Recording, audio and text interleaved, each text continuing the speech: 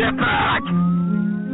Listen, I have things that I have to mention. Now don't consider this dissing, I'm just on a mission, trying to spread the good news to those who are lost and confused and willing to listen. Let us formulate our lost attention toward code laws based on judicial rules, appellate reviews, opinions, and points of views. It read, any slave attempting to run away and leave the state is dead.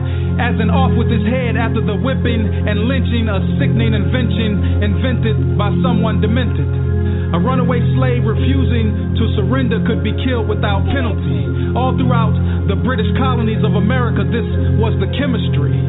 Your labor was your energy, and your energy was stolen by your enemy. I said your neighbor is your enemy, and your energy is sold by your enemy. Now I know you can't hear me clearly because you fear them, but they fear me. You feel me? Although I run the risk that they might kill me, I still have to first point out the fact that, judging from your melanated tone, that you are not black. But for lack of a better definition, let's just say black. During the Black Wall Street attack and the race riots, there was no black pride. When blacks died in the blood that their face lied, when loved ones cried by their wayside. And meanwhile, in today's reality, police brutality seems to be a vitality flourishing and nourishing on the ignorance of law, all law, a law that was never taught in public schools but widely interpreted by educated fools, April Fools. The joke's on us. There's never enough unity and trust to boycott that bus, that Christian bus, the assisted living bus, the prison bus. Seems our enemy has given us a way to live in a free world where we pay to live or die crying and relying on complying. Listen.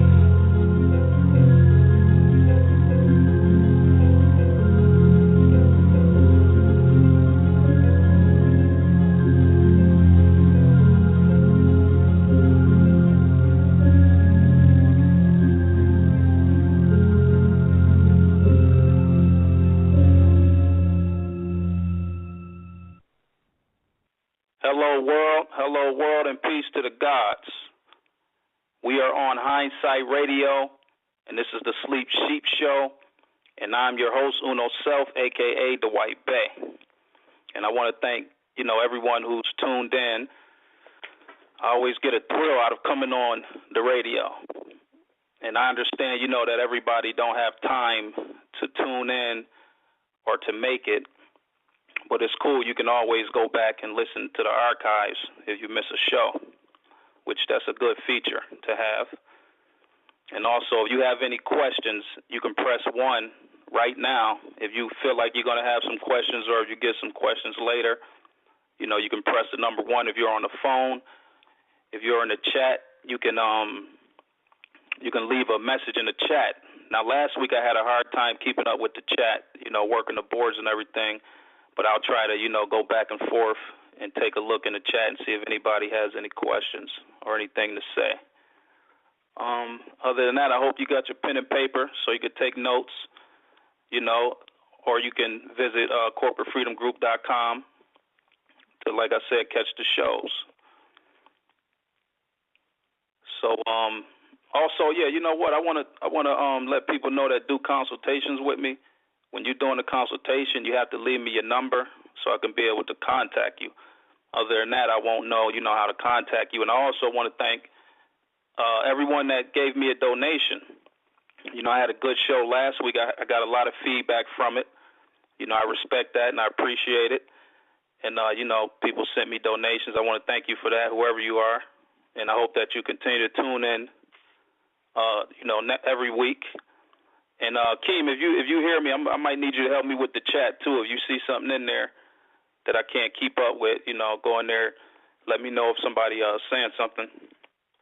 So today I'm gonna I'm gonna play the 9-8 live 9-8 call that I did to get a 9-8 number, and I believe maybe that should help a few people out to get the 9-8 number if they get that far and they're ready to take that step. I got a friend who should be calling in. he had a little court experience, and he had a little experience with the court, and I just want him to call in and just share his experience with us, and hear how that go. And right now, let's talk about the infamous DBA assumed name process pursuant to General Business Law 130 in New York. I'm going to primarily be talking about New York because that's where I'm at right now. So, I don't go around the world doing DBA processes in other states. But, it'll give you a general idea of the flow and what's going on. So, there's a lot of people that they do the DBA process on a county level. Now, I'm not familiar with all of the aspects with doing it on a county level, other than, if you do it as a sole proprietor, that you're liable, for everything, and you can't escape liability. But when you do it on a state level through the corporation, then you can escape liability for anything. So basically, I want to probably explain how when you do the certificate of assumed name, how it's done, and maybe why it's done, and how to get it done properly if you're going to do it. It's pursuant to General Business Law 130. I'm going to read a little bit about that, and we're going to look up the definition of corporation and go over that. So let me go to this General Business Law. I have a few things highlighted that I'm just going to read out of here. And, like I always do, I just touch things and touch topics, and with your diligence, you can go into it further and get a better understanding of it and take notes and so you can have the knowledge for yourself. So in General Business Law 130, it says, no person shall hereafter carry on or conduct or transact business in this state under any name or designation other than its real name. Now, what do they mean by that when they say the real name? They want to know the real name of the corporation. What name was it formed under? What is the real name? And let's say you have a corporate body that was formed under a real name, then there's an assumed name that it does business in.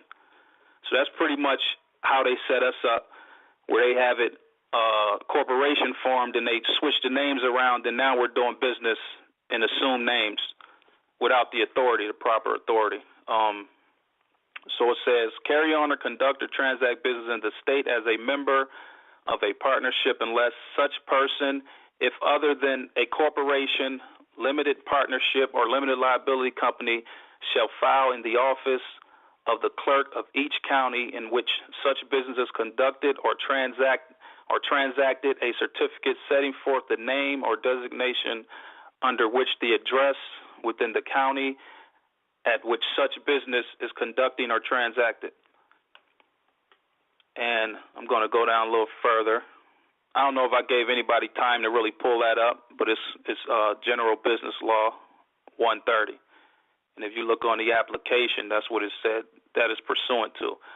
Now, number 9 in there says, any person or persons carrying on, conducting, or transacting business as aforesaid who knowingly fails to comply with the provision of this section or who knowingly makes a false statement in a certificate filed thereunder shall be guilty of a misdemeanor. Any person or persons carrying on, conducting, or transacting business as aforesaid who fails to comply with the provisions of this section shall be prohibited from maintaining any action or proceedings in any court in the state on any contract. So what they're saying is that if you don't file this assumed name certificate, you can't maintain any action or proceeding in any court. So we want to avoid that. You want to do your best to get this assumed name certificate so you can maintain action and proceeding in any court. But the problem with that is a lot of people have a hard time trying to figure out how the name is spelled to even get it. Because like I mentioned before in prior shows, that you can't get the assumed name certificate unless the entity unless you get the exact name of the entity, which is what they want according to the application. Okay, I just was going to read that so you can see, what it's pursuant to. Then I'm going to read this definition of corporation, because when you create the entity, that's the corporation being created. When you do an application, when you go get an application for a driver's license and you fill it out and they want all your information, they want Social Security, birth certificate. When you go fill out any application, as far as I'm concerned, they want your information so they can create a corporation, and then they can rule over the corporation, and, they want you to agree to be in the corporation and to confuse you. And that's where a lot of people go wrong, agreeing to be the corporation. They don't know their relationship to the corporation, which is your authorized person. So I'm going to read definition of corporation. You can look that up online, and it'll come up under Wikipedia. You can use that one. A corporation is a company or group of people authorized to act as a single entity, legally a person, and recognized as such in law. So in law, they recognize a corporation as a legal person. Earlier, incorporated entities were established by charter. Most jurisdictions now allow the creation of new corporations through registration. Registered corporations have legal personalities and are owned by shareholders, whose liability is limited to their investment. Shareholders do not typically actively manage a corporation. Shareholders instead elect or appoint a board of directors to control the corporation in a fiduciary capacity. That sounds like exactly how they have, the government set up. The board of directors, that's all the elected officials and whatnot. Trustees and whatnot, they're fiduciaries. They're in a fiduciary capacity. Okay, I'm going to go down a little further where it says, despite not being human beings, corporations, as far as the law is concerned, are legal persons and have many of the same rights and responsibilities as natural persons do. Corporations can exercise human rights against real individuals and the state, and they can themselves be responsible for human rights violations. That's kind of ironic, and that's kind of crazy, and that's kind of out of whack. You can charge a corporation can be charged with human rights violation, and they can exercise human rights violations. And corporations can be dissolved either by statutory or operation of the court or voluntary action on the part of the shareholder.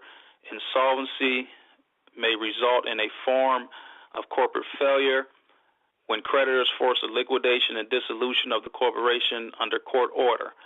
But it most often results in a restructuring of corporate holdings. Corporations can even be convicted of criminal offenses such as fraud and manslaughter. However, corporations are not considered living entities in the way that humans are. Now, they say corporations can be convicted of criminal offenses such as fraud and manslaughter. So when you're dealing with the courts and you're in court and they charge the corporation with manslaughter or they charge the corporation with fraud or any criminal offense, they're charging the corporation. So when you step in and, you don't rebut being that corporation, or you don't put anything on file to give them notice or, your status to that corporation, then they'll hold you in regards as the corporation. So they'll give you the manslaughter charge and everything else, and you'll do the time for it by agreeance, which they'll trick you into doing it, and you won't even know, that you entered into a contract.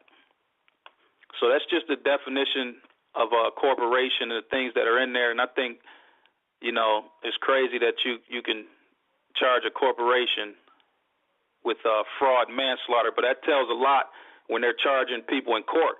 You got to kind of figure, like, when do corporations get charged? And that's when a corporation gets charged, when it's on the court record. They're charging the corporation. So what I'm going to do is I'm going to bounce around a little bit. I'm going to go to the New York State Department of State website, and I'm going to look up the certificate of assumed name, which is what people should be doing. Corporations are required by statute to conduct activities under their true legal name. Now remember, the true legal name is the name when you put it on the paper as the last name, comma, first name, and middle name. And if you don't have a middle name, then it'll just be last name, comma, first name. So by statute, you are required to conduct activities under your true legal name. Now, when you look on like the driver's license and when you go fill out applications or you go do things, you never use the true legal name because it's switched around. You always put your first name, you put your middle name or last name or whatever you put on there. So that's the assumed name that you've been using without the certificate or the authority to use it. So when you fill out the form, they're going to have an application, which is called the Certificate of Assumed Name pursuant to General Business Law 130. They're going to have the real name of entity on the form, which is number 1. That's going to be your name backwards, last name, comma, first name, middle name. I always tell people to get the name directly from the certificate of live birth because in some cases, they'll switch up the names from the birth certificate, whether by accident or intentionally, and then you won't have the right name. So you'll be trying to file it, and it won't go through. And when you take and put, once you get your certificate receipt and everything, and you put that on a record in court, that distinguishes you from the corporation. And then also back in the days, they used to use corporations to escape liability. They would come in court under an assumed name so that they're not liable, for whatever was going on in court. So number 1, real name of entity is going to be your last name, comma, first name, middle name. 1A, this is coming from the Certificate of Assumed Name form for those who don't know. But like once you learn how to fill this out, and you can generally look at other applications in other counties, and you can kind of get the flow, and you'll learn how to fill those out as well. Fictitious name, that's going to be blank. Fictitious name, if any, of foreign entity. It's not a foreign entity because it was created in the U.S. Now, they're asking number 2, formed or authorized under the following New York law. And it says check 1. Now, they form the corporation when you're born, and they send an application off. They form it under religious corporations law. So that has something to do with the church. I'm not really going to expound on that. And number 3, that's going to be the assumed name, the name that you've been using, the name that's been on your bills, the name that's on your ID, your license, and whatever else you have. That's going to be that name for number 3. Now, when they say principal place of business in New York State must include number and street. If none, check this box and provide out-of-state address. So on that, wherever you were born, whatever county, you're going to use that county. Wherever you were born, the address. You're not going to put the county's name in there. You're just going to put the address. Then it says counties in which entities does or intends to do business. Well, wherever you have a court date at, wherever you're going to court at. If you're going to court in Genesee County, Erie County, Delaware County, you're going to check that box. And then number 6 is the address. You're going to go with the same thing you put in number 4. Then it has name of signer. You're going to use the true name. You're going to use the true legal name. You're going to use the last name, comma, first name, middle name. Then you're going to sign it by semicolon and sign it the same way. Last name, comma, first name, middle name.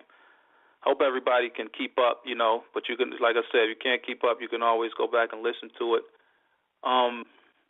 It says capacity of signer, check 1. And it has a bunch of stuff on here, officer of the corporation, general partnership, manager of limited liability company. You are the authorized person. So even when you look at this application, it's pretty much telling you what's your relationship, to the corporation that was created or whatnot. And when you go back to the website where it says how to fill out the assumed name, it says for signing requirements, it says the certificate of assumed name must be signed on behalf of the entity. So when you sign it, you're doing everything on behalf of the entity, which is why when it goes to New York, when it goes to the state, they do the DBA on the county level for you. So you don't have to do it on a county level once you do the assumed name certificate through the state. And, okay. It says filer. You're going to be the filer. You're going to put your care of address in there with your zip code in the brackets. And that's pretty much it. You send that in, but I always fax it in because you get a quicker response. And, you may send a money order depending on, what they charge in New York or other cities and states. And, you'll get your quickest response when you fax it in. And like I said on the other show, if you don't get it, they'll send you a letter which generally says we don't have a corporation on file by that name. And if you do get it, they'll just send it to you. But that letter says a lot when you get that letter. They're telling you that it's a corporation, so you don't have to guess. That's killing all conspiracy theories. It's no longer a guess. The letter says, and I can make the letter available, but I believe enough people already seen it. And when I got the putting the letter out, and they started deleting my accounts and all that, so I'm not really going to get into that. So that's pretty much it. You send that in, you get it, and once you get it, you put it on a court record, and that shows the separation. So that'll help you with your case.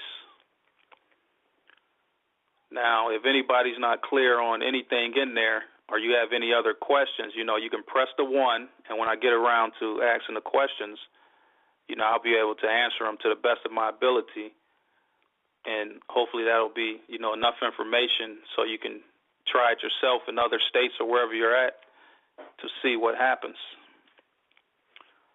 So I'm gonna see if I could find a friend of mine who had his little experience with court. I just want him to come in and explain, what happened and, what transpired. It was kind of interesting. So let me pull him in. Let me see. Divine, can you hear me? Try that again. Peace to the God, Divine. Yo, what's good? What's good? Can you hear me? What's up, brother? What's going on, man? Hey. I like the show, man. It's live, man. Man, thank you, man. I'm working on it, critiquing it, trying to touch certain topics. The thing is, I got so much information, I don't want to just come on one show and just say everything. Right. It's going to have to be steps where people can learn it, meticulously instead of just me coming on a show saying everything, man. I'm going to get into a whole lot of other stuff in later shows. Right. But, man, well, you got my ear. Yeah, definitely, man. Like, you had to be made a believer. It was a point, like I said, when I told you about this 10 years ago, and you didn't want nothing to do with it. And my I told apologies. you 10 years ago, you just looked at me like, oh, man, that's interesting, and kept it moving. No, I was like, I'm looking at how my man, where we come from, you know what I'm saying, and from the streets, then you come this knowledgeable stuff like this is a different man. Like, what is he talking about? It wasn't that I didn't believe in you. You know what I'm saying? I mean, you go from sniper to Selfe. Come on, man. I mean, you wasn't named sniper. Oh man, you can't tell people what my old name was. That don't matter. It is what it is. But yeah, go ahead and tell your experience, man, and what transpired. Yeah, let me tell you. Listen, see, I always was listening to the show, and he was telling me a little bit about it. So I started listening to the show. I started taking notes down and stuff because I had a case that was coming up. I've been looking for like 2 years. So I really just started listening to what they were saying. I went on high frequency radio. I'm listening to Jonah Bey, very, very, very intellectual, informational black man. Y'all need to listen to him because you will wake up. You will wake up. So let me elaborate more on what happened to me. I started listening to this show, high frequency. I'm listening to Selfe. I'm really taking heed to what they're telling me. I'm doing my own research. I start reading the 220s, find out why I'm doing what I'm doing. So I start doing more research. I start finding out things like, hold it, I can drive a car without license, and I start scratching my head like, hold it, I register in my car, and so I really start getting into depth and start listening and start writing the notes, and then I find out that's not my real name. Then I found out this is who I am. I own that, and I started filing the paperwork, and I went to court, and I did exactly what they said, dude. I mean, they said rebut the affidavit, fire your attorney, and prior to that, I called him the morning that I went in. I called Selfe the morning I went in, and he reminded me to tell me, don't forget to fire your attorney 3 times. I did exactly what he said, and I listened to what he said, and also Jonah Bey. I went in there with no paperwork. It was me by myself. I was nervous, but I believed, and I said that is not my name. I own that name. For the record, my name is blank, comma, blank, blank. Hey, that is who I am. I own that name. I said I would like a copy of the transcript, and this corporation, from what I've seen, has been bamboozling me from day one. I've been going to court for 2 years. With that being said, I want to fire my attorney. You're fired. You're fired. You're fired. Do you know when I said that was the greatest feeling I felt right there, just to see this person that's a trustee I'm supposed to believe and trust in, did not work for me. Prior to that, I would tell her things to say to the courts, and she would tell me, no, it's a little bit more complicated than that. It's easy to win a case. It's intelligence, and that's one thing I know us black people, we are born with intelligence, and it's not that hard, especially if you're right. When I went to court, I fired her. I felt great. It was a relief off of me. I looked at the lady who in the black robe and said, where is the person of interest? She looked at me like, how do you know this? I was like, I looked at her like, what you wanted to say was the real party of interest. Where's the real party of interest? I asked that.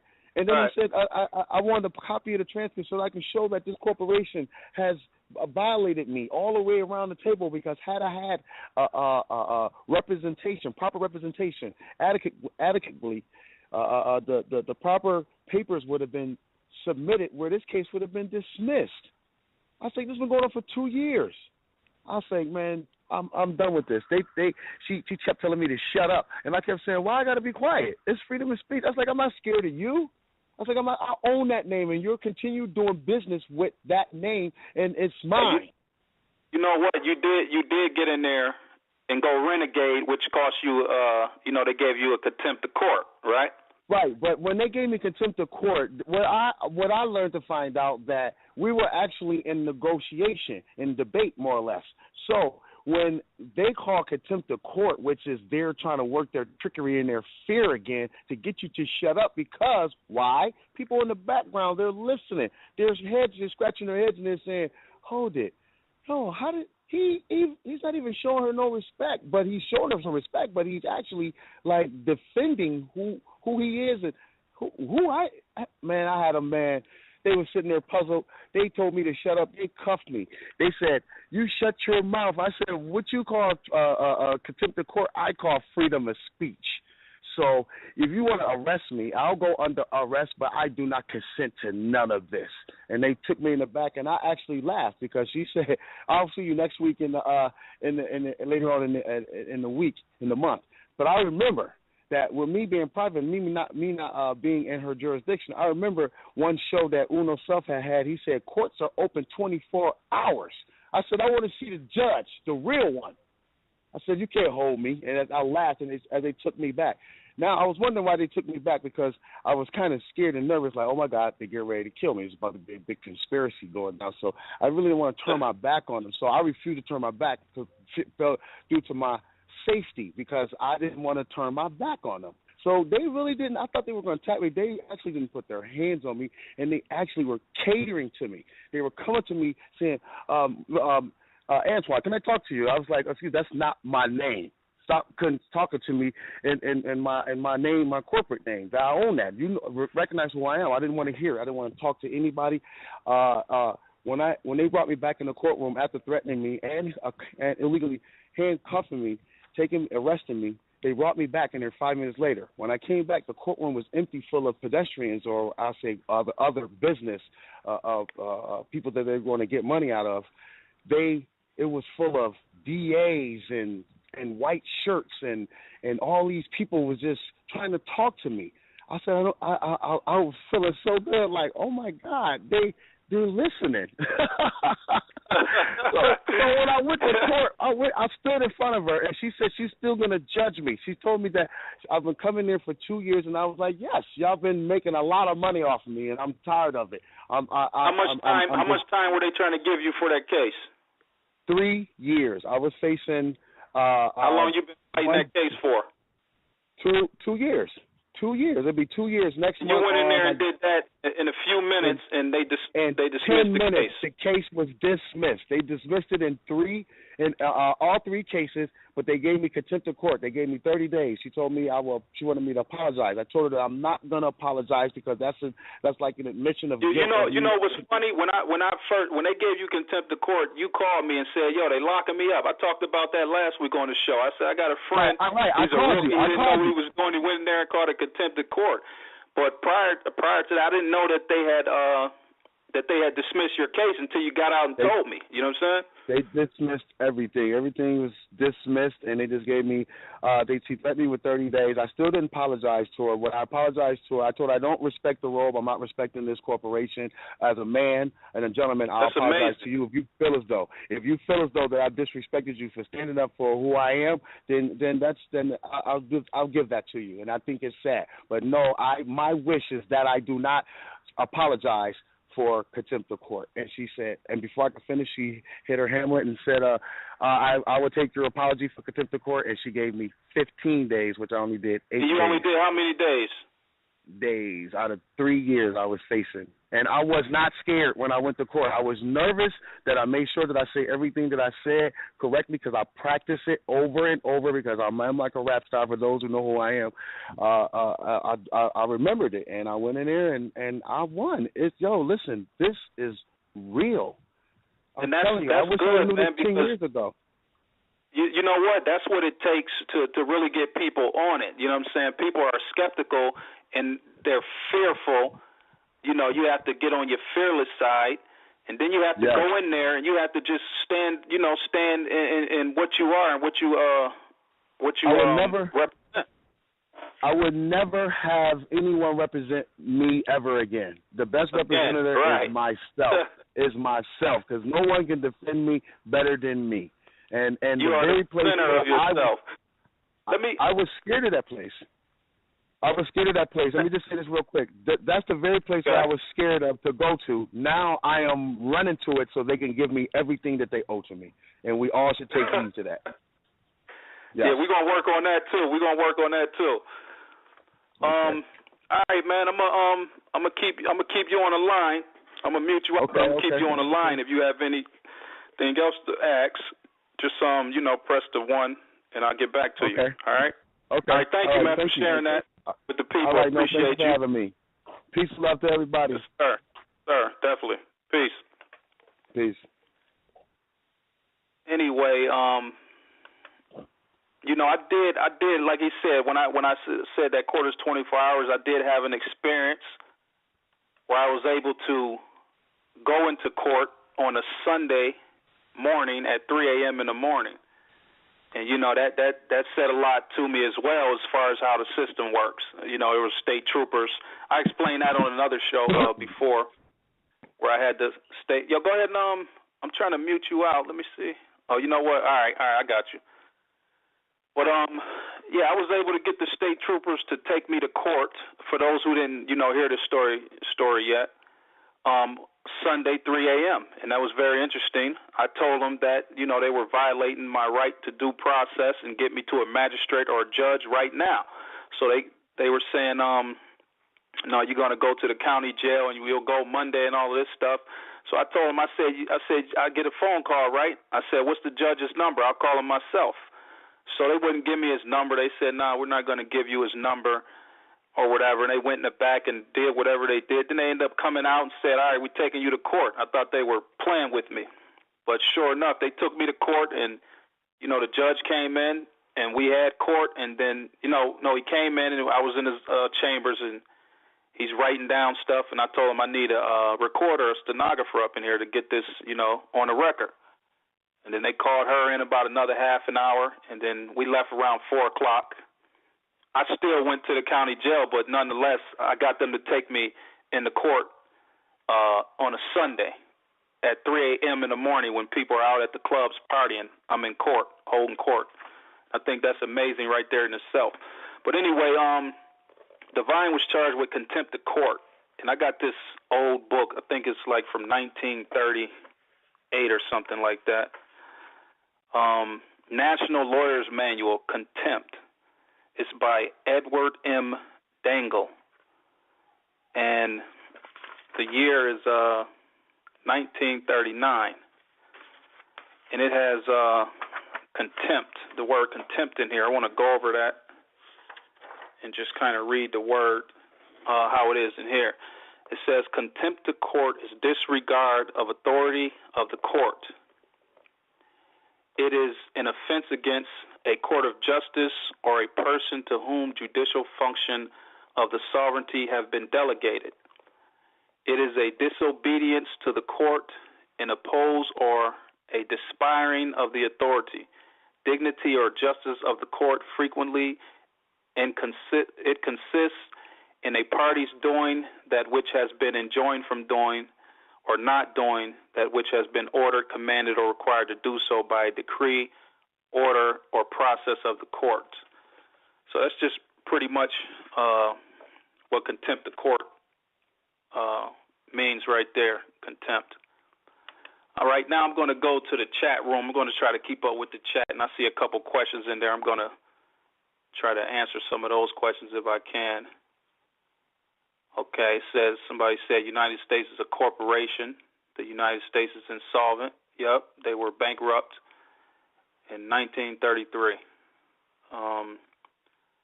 It says, does it matter if it's all caps or not? I don't know where that question, that could have been while I was going over the form, so I don't know what part. If you were not born in the States, what do you use as the principal place of business? You're going to use the county that you've been living in. If you've been living in New York or you've been living in wherever state, in the county you live in, you're going to use that county as the principal place of business. Wherever if you have to do like something with your residency, like I don't know what they call it, green card or something like that, when you register that, you're going to do it right there in that county. I have to do an assumed name in more than one state or just a birth state. You can do it in the birth state, or you can do it in a state where maybe you have a license that, it should be on their record. And you'll know once you put it in, if it's there, they'll accept it and send it out to you. And in some cases, you may have to do your own certificate of incorporation and create your own charter and set up your own corporation and do an assumed name directly off of that and put that into the court. So right now, I told everyone that I would play the 98 number, a call that I did to the IRS for a 98 number. I might want to get that out the way right now so people can listen to that. And if if you're going to do a 98 number, you can take notes. You can kind of know what to expect, because a lot of people haven't done it, but most people have done it. And then, you got to know about what you're going to do with that once you get it and everything. So I'm going to play this call here right now. You know, if you have your pen and paper, take notes to know what to expect from them. And you can hear what they're talking about. So here he goes. Let's get it underway. Welcome to the Internal Revenue Service International and U.S. Residency Certification Services. If you are requesting an employer identification number for an entity organized outside the United States, press 1. If you have a question about an individual identification number, your call may be monitored or recorded for quality purposes. Please hold while your call is transferred. We estimate your wait time to be between 30 and 60 minutes. Thank you for calling the Internal Revenue Service. This is Ms. Roy speaking. My identification number is 100-019. Is this call regarding an application for an employer identification number?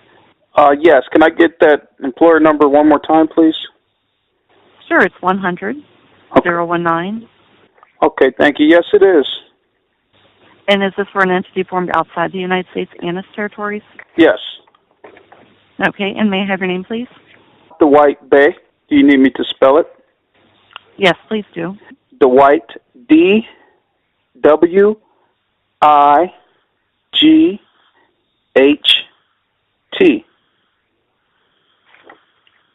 And, okay. Yes, that's Dwight. And Bay, B-E-Y. Okay. And the telephone number from which you're calling from, just in case we get disconnected, I can call you back. Yes, the number is 71641. Thank you. And what is your relationship to the entity you're applying for? Yes, I'm the responsible party and the executor. Okay. And did you have time to look at the application?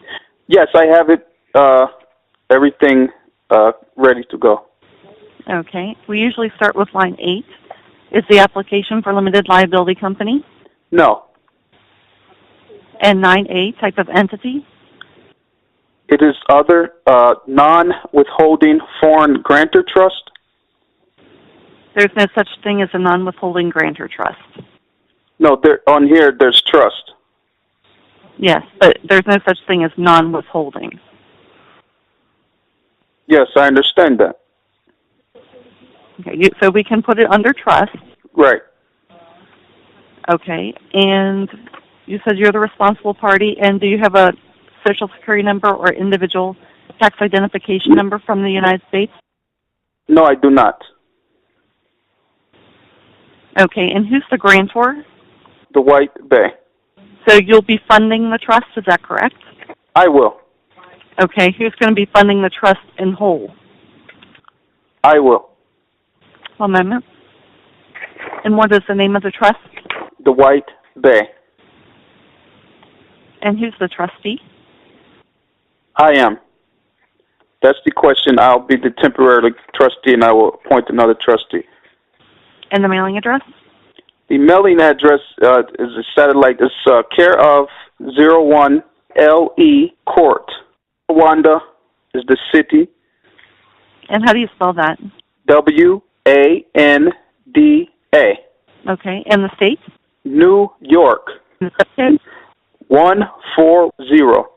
Okay, and where was the trust formed? What was the address? The trust is formed in Taiwan. The address for the street in Taiwan is F, number 88, Chenggong Road. And the city? Kwanzing. And that was D like in dog? Yes. 80661. Just a moment. And then you said it was in Taiwan, correct? Taiwan, yes. Taiwan. Thank you. And what was the date the trust was funded on line 11? Yes. 0206. And the closing month of the accounting year is usually December. And the highest number of employees expected in the next 12 months on line 13, do you have any? No. And what is a good business phone number at which you could be contacted? You can contact me at the number that I gave you.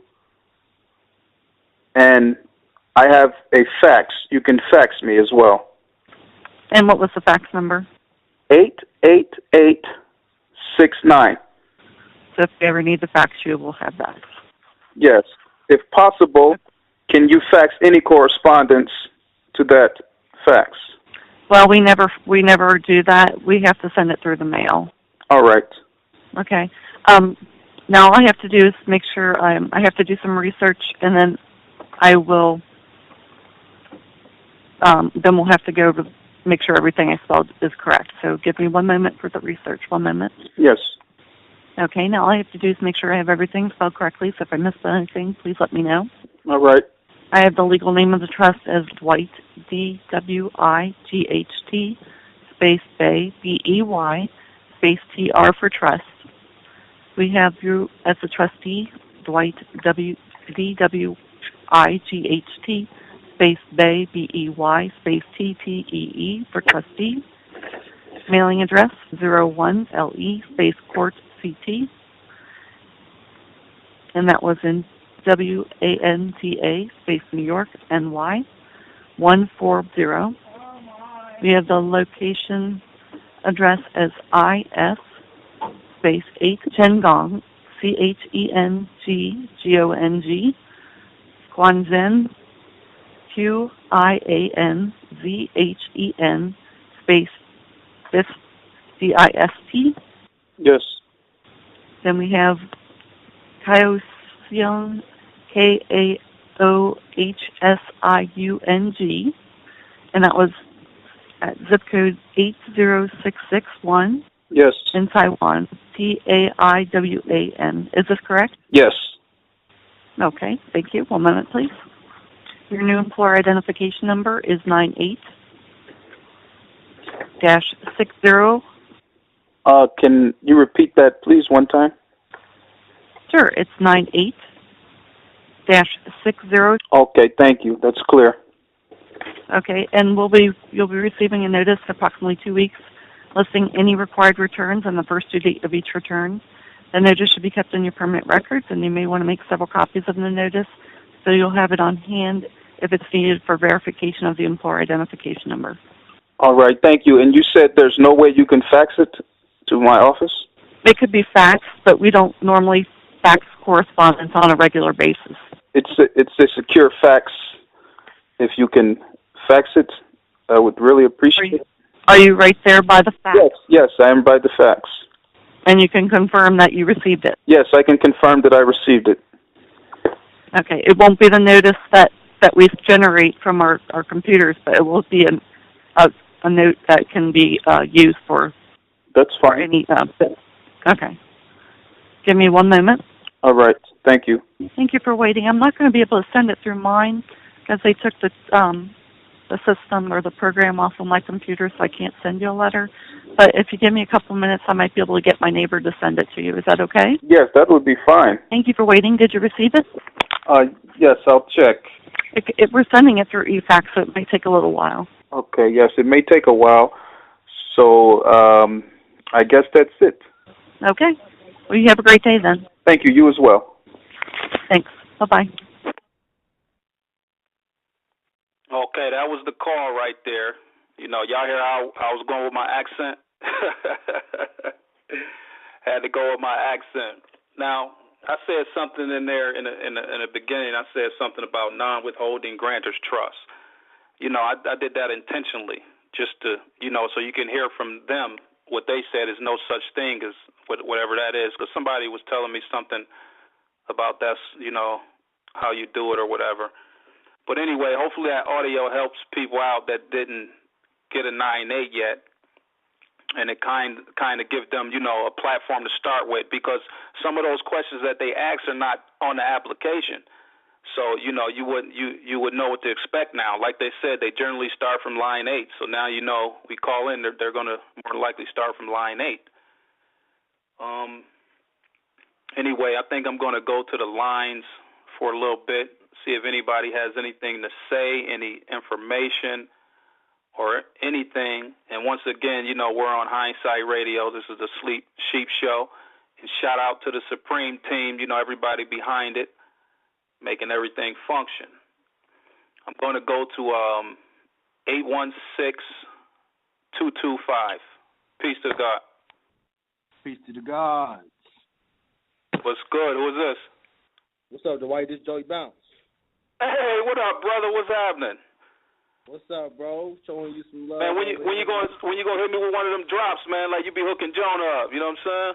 Oh yeah, you know what? I ordered some this week, so I have some coming for you, man. Give me like 2 days, and I'm gonna email you some drops. Oh, that's peace, man. I appreciate that. You got anything on your mind? Anything?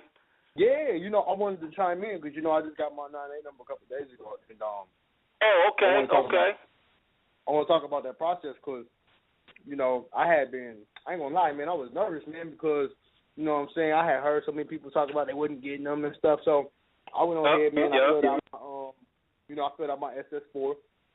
And when I filled that joint out, the first thing when I called in, the lady asked me for my legal name of my entity. And one of the things that I hadn't written down, I had just wrote down my Aboriginal name, but I didn't put trust behind it. And when I called in, the lady was like, "So you want to put trust behind it?" She was like, "Because we got to put trust behind it." And I told her, I said the same thing. I was like, a non-withholding foreign granted trust, and she said the same thing. She said that's not right. In existence. That's why I said that, because a lot of people, I'm sorry not to cut you off, but a lot of people were saying that. That's why I said that, so people can hear that there's no such thing as that. You know what I'm saying? They can stop saying it. Exactly. That had stumped me up. I was like, damn, was that the wrong thing to say? But then the lady was like, she went on to the next one, and then she asked me line 8 if it was an LLC. I told her no. Asked me if I had a social. I told her no. And then they asked me what my reason for applying was, and I told them it was an asset exchange. Okay. And then what else was it? The closing month, we chose December. I did the same thing. And I started my my trust it was like 2 weeks prior from the date that I called in. I used that, and then they generated a number. Oh, and they asked me the information. And one thing I noticed that you did differently from what I did was I used Taiwan for the whole thing, even for my local address. I didn't even use a domestic address. So let me say this: when you used that, did you get your papers? Because they supposed to send you something in the mail. Nah, I didn't get no papers, man. Because that's why you didn't get it, because they sent it to Taiwan. Yeah, they sent everything to Taiwan. Yeah, you're supposed to have a mailing address, you know, that you use to mail to, and then you have a principal address. See, I said everything for Taiwan, and then they just gave me the number. I didn't even realize that because I had asked. I mean, yeah, it's cool, but they have further instructions on that paper, so you definitely want that paper to see what's on that paper in case you need to do anything from that paper. You know what I'm saying? Oh, okay. So what you think? That's going to be your proof. Also, that's going to be your proof. Right. So what should I do then? Like probably call the IRS back and get that information? You can probably amend it. You can probably amend it or call them back and give them you can give them your number and they'll pull it up and tell them you want it mailed to here. You know what I'm saying? Okay. Yeah, because they gave me the number with no problem, and then I got my estate number, so I did my 8832, and I assigned the estate to the trust. So I pretty much got the ball rolling over here. Yeah, definitely, man. Once you put together, your indentures and whatnot and things of that nature, you can get everything together, and then do everything else. You didn't do your non-UCC yet and all that, did you? Yeah, I did my I did my UCC 1. But I haven't done my non-UCC because I just got the 9A. I was gonna put that on the non-UCC. Okay. I was gonna all right, that's peace, man. Peace that you got it. Yeah, go ahead. Go ahead. Oh no, because I was just gonna say, man, like on my show tonight, man, like I was talking about, I had went in a little bit over that process, man, and what I was telling people when they do their non-UCC, it's you like doing the UCC 1, except you just check non-UCC and then file it on the county. Right.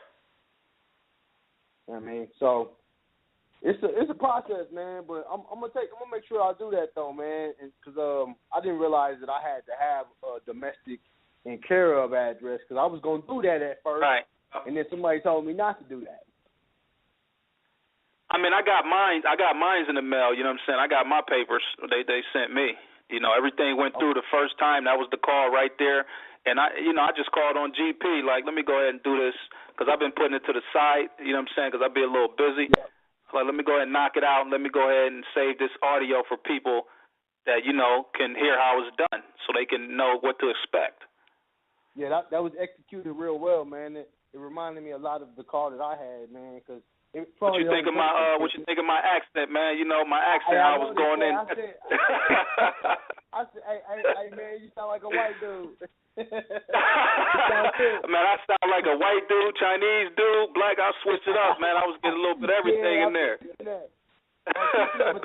But that's okay though, man, because like, you know, if you call up, man, they can tell.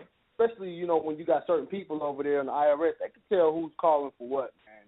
Like my boy, he sound real ghetto, man. They denied him the first time he called for his number. Wow. Hey, but man, go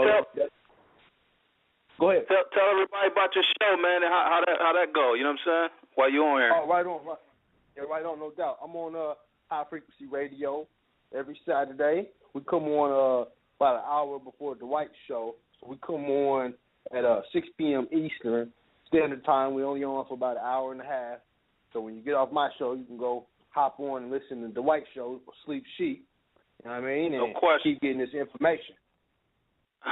We supporting each other, man, all the way around. Hey, man, I definitely rock with your show, bro. I downloaded it on my phone, got the podcast, man. So I'm tuned in, man, to the Sleep Sheep, bro. What's that? The first one?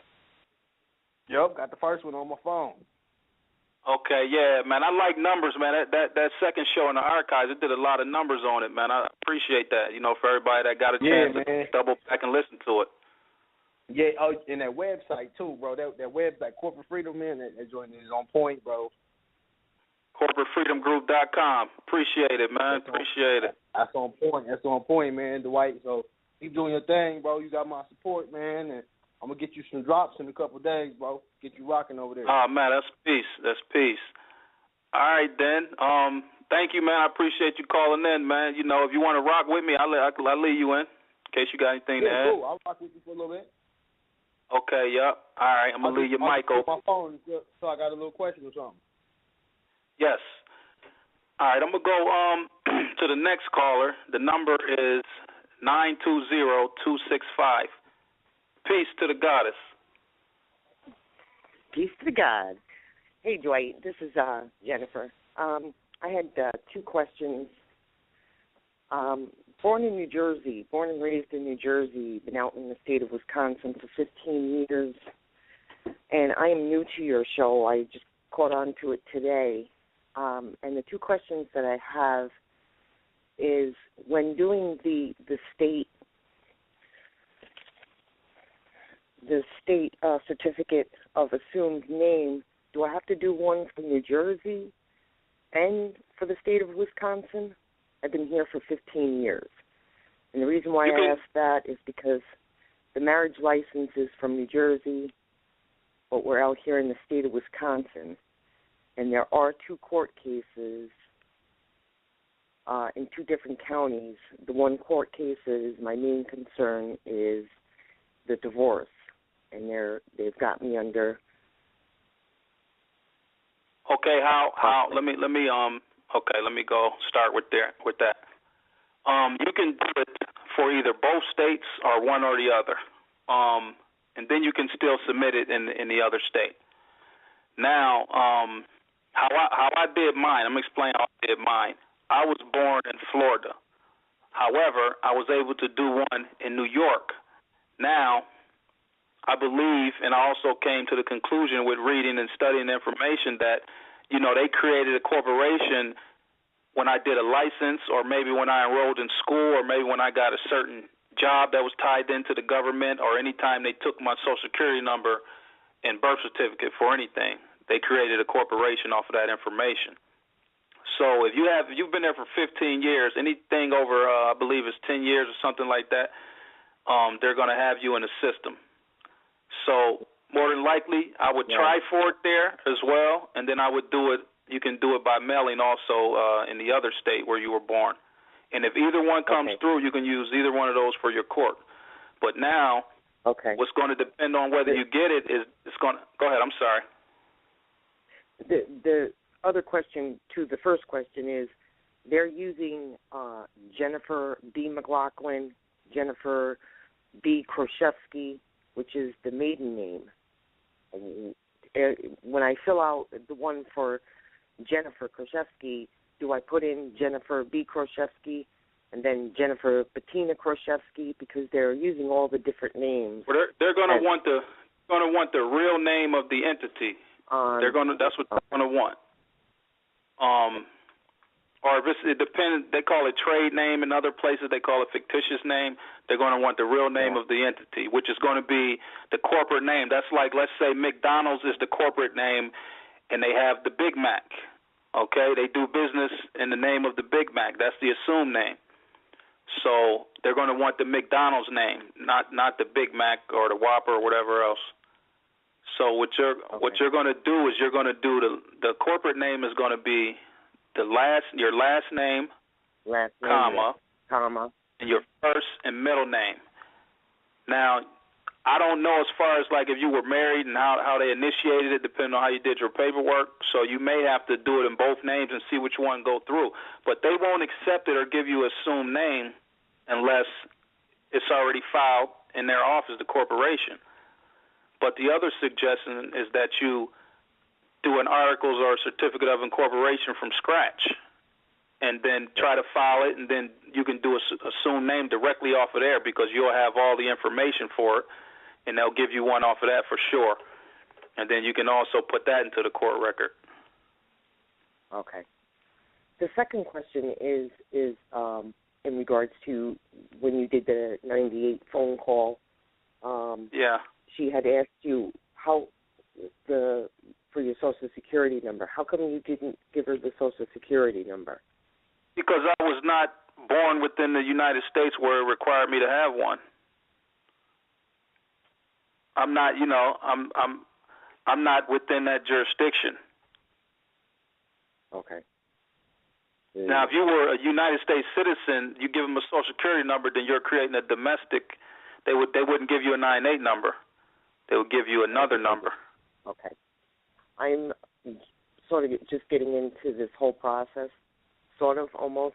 It's more to it than just what you hear me saying. I just touch certain things and let people go into, the discovery themselves. And, I always tell people to start with authenticating the birth certificate. Okay. So that's the first thing I tell them. So have you authenticated your birth certificate? Actually, the paperwork went out on the state of New Jersey, the paperwork, and actually it wasn't authenticated. I sent the You may didn't do it right, so what you're going to have to do is, you can tune in to Akeem. He has a show coming up where he's going to be breaking down the birth certificate process. Other than that, with any one of us, you can do a consultation and get specifics and get it done right. That's your best bet, you know. If you can't figure it out, get a consultation. And if you want a consultation with me, you can visit corporatefreedomgroup.com, and all the instructions are on there. Right now. And you can get it done right. We'll go over it and knock it out so you don't have any issues. Because some people do have issues trying to put it together and get it done, but I believe it's one of the easiest processes to get done. Can I ask you another question? This is real short. Needed to get a job. I applied for a job and I gave him my Social Security number. Bad thing, because it's not necessarily a bad thing, but if you're going to go private, you can't use that number because that's a public number. You can't use that number. So you have to come into a job as somewhat as a contractor, and then you would give them the 98 number, something like that. Okay, that's what what was that? Somebody said something? I needed to rescind that W-4 that I handed in. Go ahead, Akeem. This is Joey. I was just going to say, you do I think it is, a W-8 bin when you're trying to change over everything for your employment? Well, from what I was hearing, from what Jonah was saying, I believe you're not doing the W-8 bin anymore. I didn't really get into the specifics of that because I don't work for anybody. You know what I'm saying? So, and I haven't worked for anybody since I was maybe 17. So, yep. I didn't really get into the specifics of that and the nature of that, but I know a few things about it. Yeah, I know that when I was doing stuff through the Aboriginal Republic of North America, through what they used to refer to as ISIS, they used to teach us to do everything through a W-8 bin, and then that would designate everything as foreign. But the more and more I learned about it, it would seem like you would probably use like your estate number or your 9-8 number when you're trying to do employment stuff to keep it as like a contractor, like you were saying. Right. Yeah. So that would be an agreement you would have to work out with the employer, or maybe there's a law that where it's mandatory for them to follow it. Yeah. But I can get into that, and maybe next week, depending on if I have time, I can get into it and break it down exactly how it's supposed to go. So I'll see if I can maybe bring that up next show, and so people can know, how to get it. I'm going to message you on Facebook. Yeah. Either that or visit corporatefreedomgroup.com, and if you want to get your birth certificate started and get more information, just hit me up, contact me. Yeah. All right. Very good. Okay. Thank you. And I'm on your website right now. Holy cow. that must be a good thing. Or should I say holy sheep? All right, thanks for calling, and be sure to tune in next week. Thank you. You're welcome. Good call, dude. All right, peace. Okay, let me see here. I wonder why this is going slow. I'm going to go to 813-277. Peace. Peace to the God. This Khalifa. What up, Dwight? Hey, what up, man? I got to start looking down there so I can get the number early and bring you in early, man. True indeed, man. What up, Joey? What's up, bro? How you doing? Man, everything good. Hey, great show, Dwight. Great show, man. Hey, that call was excellent, bro. Oh yeah, that explains a lot to me. It explains a lot to give people understanding of what to expect. You know what I'm saying? Exactly. Now they have a template for the call. Yeah. And one thing I want to point out about your call, man, was you called in like a boss. You know what I'm saying? You was giving her instructions. Straight up, bro. Right. You was giving her instructions, telling her what to do. You know what I'm saying? Right. Do this, do that, give me your number again. You was a boss on that joint, and that's why you got the number. And you see how, like, she was trying to say, like, I can't fax anything out or we don't do that, but I still had her to fax me that information. You see what I'm saying? Exactly. Try not to fax it. Right, man. That was hot, bro. That was a great call. I got that little tip from, somebody I know that works with them as well that told me that, if it's a secure fax and you're by the fax, that they'll send it out to you. But if it's not, they won't. Kind of knew that with me being armed with that, I was able to get them to fax it to me, you know what I'm saying, knowing that little bit of information. Exactly. Now everybody else knows it. Information that helps. Exactly. Yep. Exactly, man. Yep.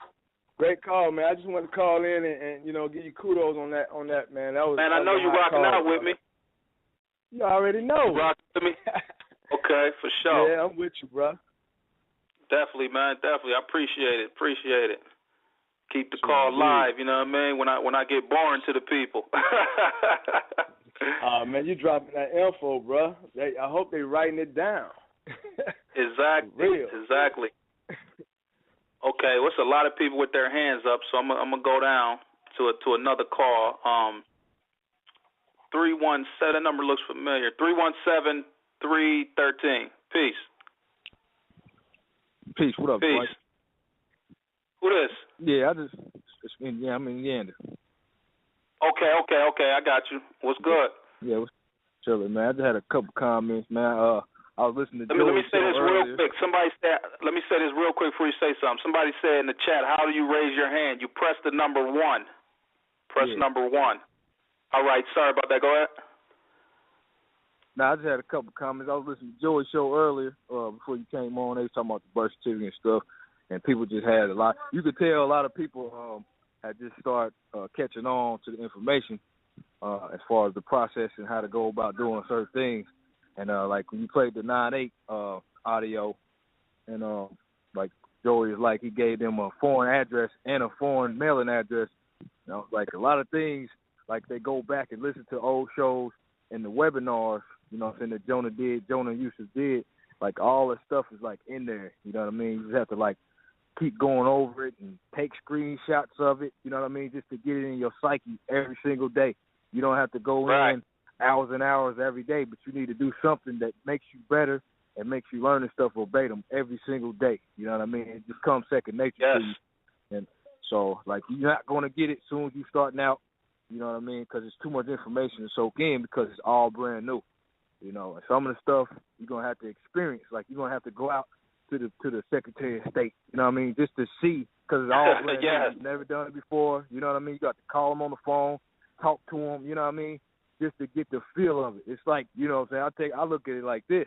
The first time you have sex, you don't know nothing, you know what I mean? You can hear about people's experience or whatever, but it's going to be totally different once you do it, you know what I mean? You're going to feel totally different. So I just to tell people, you know what I mean, you just coming into this, just get the information, soak it in, you know what I mean? It's a process, you know what I mean? Like, people are talking about discharging debt. There's certain things that you have to get in order to do that, and sometimes that stuff takes time, like getting them 1099 forms. It might take 2 months to get those, you know what I mean? Especially at the beginning of the year because they run out of them, you know what I mean? So, like, you know you need those. So while you're doing other things, like, just order them and let them, you know what I'm saying, let them come to you and get whatever else you need.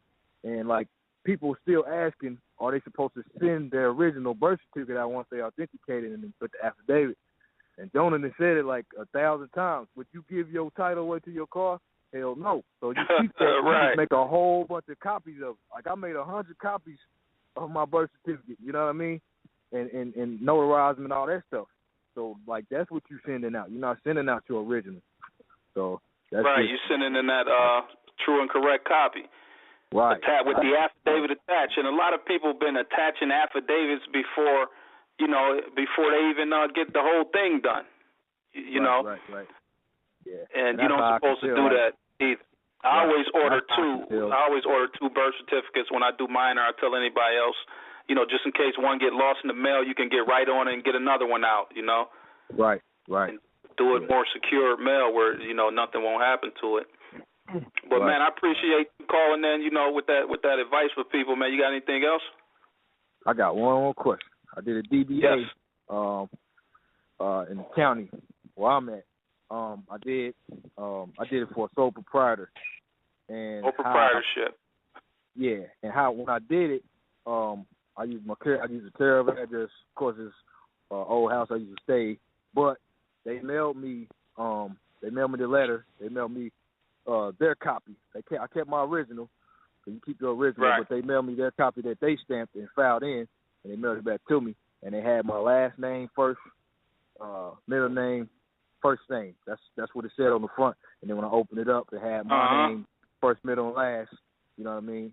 And me as the owner, and that's how I filed it. Now, you can say in the courts, you need to file in the court if you got a case or if you don't have a case, because I don't have any cases. But do you recommend me putting them on notice like this is, you know what I mean? I mean, you don't have to, like, if you don't have a case, you don't have to. It's when you're doing business. You know what I'm saying? When you're doing business. But like I said, the way I do it, Jonah, he put me on to it earlier, how to do the assumed name. But I kind of had to critique it, you know, because it's different in certain places. You know what I'm saying? So I kind of, when I first sent it in, they denied me it, and I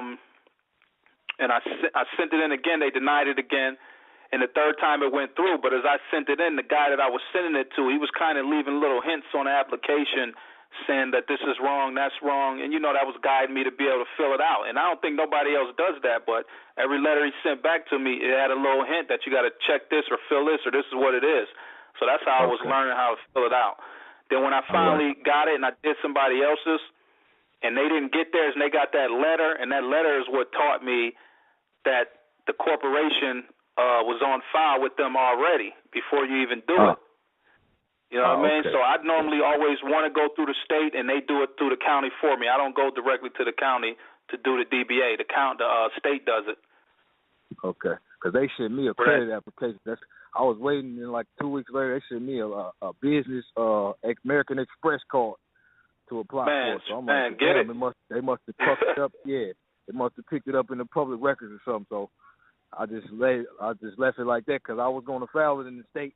And when Jonah was like, you can either file it in some people do it in the county, some people do it in the state. Right. But when they filed that, I got that letter. I'm like, well, shit, they must got me down as a sole proprietor. So I went on here and got me EIN for it. You know what I mean? I'm doing what I'm doing. So. Right. True. Since you mentioned sole proprietor, let me read the definition for that real quick. This is out of Wikipedia. A sole proprietorship, also known as a sole trader, or simply a proprietorship, is a type of business entity that is owned and run by one natural person and in which there is no legal distinction between the owner and the business. So that's just the overview. It's run by a natural person. Right. And it's no distinguishment. So, yeah, man, I take that credit thing, man, and I go ahead and run that through, in that business name and get that business credit up with that. Yeah, okay. Cool, man. Appreciate it, man. Taking my call, man. Yeah, definitely, man. Always, I appreciate you calling in, man, voicing yourself and all that. I'm going to go to the next caller, see what's on the people's mind out here. All right, peace, bro. All right, peace. Okay, 585-754. Peace. Peace to the guys. You up? Brother, what's good? What's good to the guys, man? I heard you say you out there in the rough buff up from the rock. You know what I mean? Okay. yeah, man. I'm up, by the water near Canada. All right. You feel me, Mike? Man. Near Canada. I feel you. What's good? I had a couple questions though, man. Man, hit me. I try to answer them to the best of my ability. Come on with them. All right, let's work. So I got this injunction webinar, right? And I'm out of New York, I'm in New York Republic. And, man, there's so many damn New York conventions and all that. And I'm trying to just get my hands around, like, which kind of constitution should I be looking at. I know when I watched the webinar, it seemed like the 1800 ones is the ones they be diving in. And I was just wanting just a little insight as far as which one I could just kind of go through and find what I'm looking for. Okay, generally you want to get anyone prior to 1933. Okay. You want to use anyone prior to 1933. Now, me, I always use the most recent one. It's been working out for me. I haven't had a problem with it, and the way I see it is it's all contracts anyway, and you can enforce contracts, even if they're charter or de jure or whatever. They're all contracts. So I use the recent one, man. That's the one I've been using, and I haven't had anything to prove that I was wrong yet. But, I might end up switching up and going to one before 1933. I'll go ahead and start using that one as well. Okay. But whatever one has the wording that you're looking for to protect yourself, you want to go with that one. Then you want to get the everything certified, and then you want to, use that and send it in with your stuff. You know what I'm saying? All right, cool. So let's say, for instance, you got your 9/8, you got your birth certificate authenticated. Right now I actually reside in the capital area of New York, so I actually walk my documents right in. I don't be having no problem. You domicile out there. Yeah, you don't want to be no resident. I'm domiciled out here. I'm domiciled out here in the capital region, and I walk my paperwork in. I don't really have no problem. But I'm wondering, like, since we're talking on Hindsight Radio and y'all got some hitters over here, man, y'all doing y'all thing, man. If y'all could know what y'all knew before y'all had any legal problems or anything like that, you know what I mean, how would y'all start with this information if your ancestors got this information to you at a time when you was coming out of college, you ain't really have nothing on you, and you just was trying to, you know what I mean, live, you know what I mean, in line with nature, but live without having people leeching off you, you know what I mean, and all that. Like, what would be the information you would give to those who, like, they're not really fighting no battles as far as the court situation? Right. They're more offense. Offense is your best defense, like type thing. Okay, see, I deal with a lot of court cases, and I don't mind dealing with court cases because I enjoy seeing people win their cases. If you don't have a court case, you know, there's still proactive things you can do, man. First thing I say is get your birth certificate, you know. So if they're going to start out, just to get that and have it on file, and now they're the holder, you know what I'm saying, of that title, or as they say in the law, that it becomes equal to the original or supersedes the original. Something like that. And then they build their own trust, because the trust was built on you and the estate was built on you from your birth. You know, it was built on you, and, you know, that's what they use and how they control it and charge it and everything, and then they make you liable for it, and they get the energy from you. What I believe, according to my research, is that it was the trust, the money to back up the trust and all that in the estate is from your labor, you know, your future labor, which is what they're using to value it, to give it value. And they have, even in this book I got, this Contempt book, it says in here for trustees. Now, you're dealing with trustees, and they're trustee over your estate and your whatever else, the corporation, until you get of legal age according to the Rule 220, which is why you're attached to the affidavit. It says in here for trustees in this book, if you sue them, it doesn't say that, but if you sue them, it says an equity court can imprison for contempt a trustee who refuses to pay over money wrongfully withheld. The fact that the funds has been devoted to other purposes is no defense. A court of equity has power to punish for contempt by imprisonment upon refusal of trustee to pay over money actually received and wrongfully withheld. So, you know, initially they're receiving investment money and, you know, whatever else, stock market money, dividends, anything that they're receiving into that trust belongs to you. And they're using it for investments, to buy things, and to do whatever else they're doing. I don't know exactly specifically what they're doing, but I know they're withholding that money from you.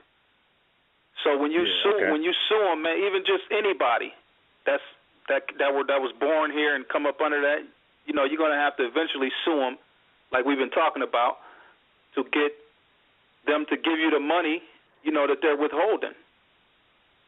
Right. So even that, and even when you do that, you got to know how to maintain your own trust and live like that, where you control everything and own nothing. You know what I'm saying? Okay. Perfect. Because that's what I'm interested in, man, is them trust. Because, you know, I mean, real talk, man, I came into some of this information a couple of years ago, and I got two little young kings, man, two little young guys I'm raising. And you want to educate them into that? Yo, man, they don't got no birth certificates or social security numbers because I just didn't feel comfortable entering those. I created them for them, a family Bible affidavit for them. Right. And I'm really kind of stuck, like, where to go from there with them, seeing that they don't got no socials. But one has a passport. He just turned 3. I got him a passport without a social, none of that. But it's a U.S. passport, you know. But my other son, you know, I'm trying to figure out, like, you know, how to go about getting them acclimated, you know, because I know they already on the private side, really, because, you know, I ain't really get them none of that stuff because I'm like, I don't know enough, but I know enough to know I need to know more information. You know what I mean? Right. And now I'm kind of like, yo, I'm situating myself right now because I had to go deprogram some stuff, to reprogram some stuff, but they kind of already like in a place now where I'm like, I don't really know what to do with them, you know. Well, you can go ahead. I'm sorry. Go ahead. Oh no, I just wanted to add to what you was saying earlier about what he can do. Those are great points you gave him on what he can do to get started if you don't have a case or anything like that. Another thing, you can work on your spirituality. because this I'm is with y'all all the way, bro. I'm up the ladder. I'm up the ladder with y'all, bro. I'm with y'all, man. Right? Yeah. Already. Yeah, no doubt. You know and one other thing is you can work on your on finding out who your ancestors are, because you got to know who you are and you got to know who your enemy is, and therefore victory is assured. So we can definitely work on that. And you're actually, whoever's don't have cases and things of that nature, they're actually in a sweet spot, because now they can study without having pressure on them. You know what I mean? You don't have to be worried about fighting this case, fighting that. You can just study now with no pressure to really learn and absorb this information. You know? Yeah, I feel you so much, man. Y'all such a helpful, y'all such a helpful tool for the community, man. It's crazy, you know. And I feel like I got all the information and the tools I need from listening to the different radio shows. Like I said, you know, I didn't went all the way up the channels. Now I'm ready for this non-UCC, but I got the genetics that tie me back to the land. You know, I got some land, like I think we got like 1,000 acres in the South, but you know, it's split up between our family. So I got stuff that ties me to this land and everything like that, but I just don't really know where to go from here. It's like I'm gonna inherit it, but it ain't mine. But it's like I'm trying to figure out, like, yo, how do I solidify this and get this like rocking for real? You know what I mean? I've been listening. I'm gonna keep listening, man, and you know, keep getting this knowledge. But I got a genetics test, and you know, I had a comprehensive data research and all that, just tying me to the land. And I know my ancestors. You know, back when my grandmother was telling me that we was natives here or we was indigenous, I thought she was bugging. I thought she just was like feeling bad. I thought she was feeling bad about what happened to our people. You know what I mean? Because you know, you be having different stuff in your mind about what the history is, and then now I'm learning that, and she's no longer with us, and I feel terrible now inside. Like, damn, I wasn't listening to her when she was telling me, and then she was giving me the real back then. You know? So I'm trying to make that right, you know, and just, you know, trying to make, you know, my ancestors proud, man, and just do the things honorably. So you know what? Most of the like older generation, like our grandmothers and great grandmothers, that they're alive, you know, they have that generational information that was passed up from word of mouth or from picture books and Bibles and stuff. You know what I mean? They have that information. We came into a generation where we were more on technology and getting money and girls and, you know, getting nice things. And we disregarded that information, whereas they retained it. And then, like, even when I talk to my mother and I say, okay, what's the history? Who was born first? Who was this? Who was my grandparents' parents? Who, you know? And it all goes back to some tribes and all of that. I didn't really look all into it because it went back to some Indian and some Caucasus and, you know, different things or whatever. But you know, yeah, man, to have that information from your peoples is important. Yeah, yes, indeed. So then you can kind of go ahead. Hello? Hello, yeah, I was just saying, like, I know we all be talking about the commercial trust, but, you know, when you start getting some of this information, like you were saying, you was getting everybody who was born and what was your grandmother's name and all that. Like, is that kind of information you can kind of put in trust, too, for your children and all that? So they got all their history kind of like their whole family tree. They don't got to go to Ancestry.com because they have it in trust. Is that something like that's like a trust that you you can write it down and declare it, man. You can make the declaration. Okay. You know what I'm saying? Okay. Write it down and make the declaration. All right. All right, I'm with you. Okay. Yeah, man. Make it fact. I want birth times and all that. I want everything. You know, right? Everything I get my hands on for these little guys, man. Man, long as you keep up with the shows, you know it's going to be more developing information. You know, sometimes we might not touch every topic, but then we may get into it as it comes about. You know what I mean? Indeed. And then we can bring people the information. Gosh, man. I mean, I appreciate y'all brothers, man. Dwight, Khalifa, man. Appreciate everybody, you. Joey Bounce, man. You know, hindsight, man. Y'all doing it big, man. And high frequency, man. Y'all helped change my life, man. Because I'm a young cat in this game, but I'm good at instructions, man. And y'all listening, man. Listening to instructions saves lives, man. These dudes is giving it to y'all the right way. And when you go out here and mess it up, it's only because you're not listening properly or you're not listening close enough and you're trying to rush, man. And it's not about that. You know what I mean? Yeah. So y'all keep doing y'all thing, man. I appreciate y'all, man. My love, man. Thank you, man. Cause stay tuned in for next week, also, man. You know, if you have time. Oh, indeed. Peace. I'm gonna be on, man. Peace. Okay. Peace, bro. Peace. Okay, let me I don't think we got anything going on in the chat right now. Okay, let me go to the next number. Let me make sure I'm on the right space. Did I do 41? Okay. 414-8888. I think I said too many. Peace. Peace, God. I had a What's question. good? Yes, what is it? Actually, I posted the two forms in the chat box. One okay, of I them see. That was you. Okay. Yeah. So this Dwight. Yeah. Trying to see which one should I use. You're going to use the fictitious name for the corporation. So I wouldn't use the trade name one? See what I mean? When you use that fictitious name, if you don't do your own corporation, with the state, if you don't put a corporation with them, it has to match the one that they already have on file. But I guess if people are using the DBA on the county level and it's working out for them, then you can go on the county level and do a fictitious name on the county level. Okay. And also, I have one more question. The last question was concerning my state's constitution. Now, they was admitted to statehood in 1948, and that was the same year that their constitution was drafted. But the original one was so-called missing. So do I use an amended constitution, or do I still try to find the closest one to the original? What I would do in that situation is I would go to the wherever the archives are, where they hold the Constitution, where you can certify that. Yeah. And I would try to get a certified copy, and I would go whatever's on that certified copy as long as it's saying what I'm looking for to enforce. Okay. They put on the information on here to get the archive copies and all of that. I didn't really I don't have it retained right now. I'm sure I could find it if I look for it. Okay. But yeah, they're gonna have on the